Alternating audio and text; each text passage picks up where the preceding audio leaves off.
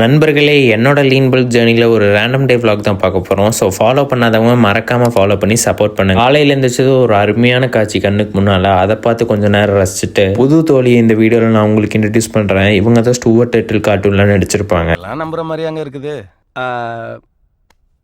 ஆரம்பத்தில் நானும் தான் நம்பினாதான் சோறு போடுன்னு எங்கள் தாத்தா சொன்னார்.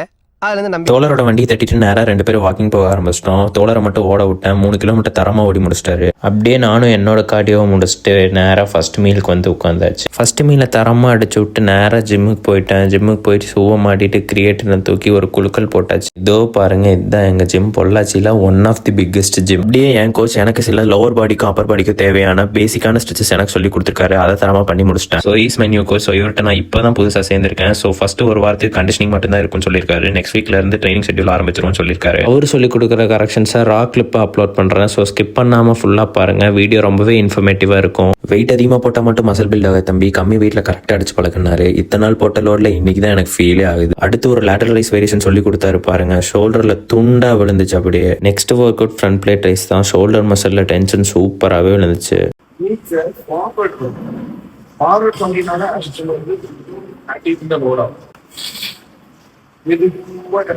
கான்சன்ட்ரேஷன் வந்து நீ கரெக்டா மெயின்டைன் பண்ணினாலே போதும். லோடு நல்லா இருக்குங்க. தலைநகரை நடுவுல நின்றுட்டு ரிலீஸ் பண்ணிட்டு தலை நேரா பார்த்துட்டு சரியா hold for 3 seconds. Drop out நல்லா இருக்கும். 1 2 3 நல்லா இருக்கு. 1 2 3 1 4 1 2 3 4 பிரஷர் கொடு. 1 2 3 1 2 3 அடிச்சு துவைச்ச போட்ட மாதிரி கதற விட்டுட்டாரு என்னை இன்னைக்கு.